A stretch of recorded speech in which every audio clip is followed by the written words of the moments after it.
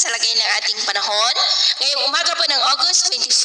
2025. Sa ngayon po ay patuloy pa rin natin na binabantayan ang sama ng panahon na nasa silangan po ng ating bansa about 282 km east ng Dinagat Island na nagbabanta po na tatama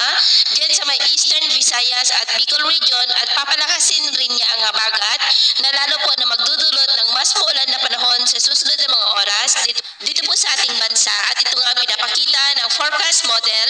natin po ang ginagamit hanggang po sa susunod na 2 linggo. At sa lagay ng ating panahon, ngayong madaling araw ay may mga isolated rains sa ilang bahagi ng Bicol region,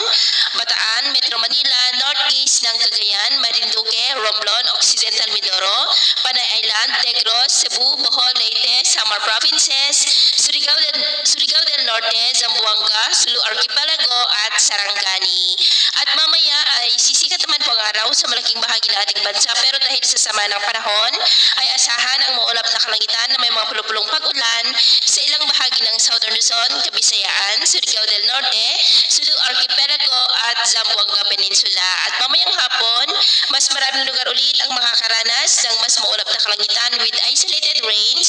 Kaya kung lalabas tayo sa ating matahanan, ugaliin lamang po natin lagi ang magdala ng kahit anong panangga natin sa init ng araw at proteksyon na rin po sa mga biglaang buhos ng ulan. Sa atin naman po mga baybayin, wala naman po tayong nakataas na namang gale warning signals, pero bayong pag-iingat lamang po kung papalaot tayo para mas makaiwas sa mga sakunang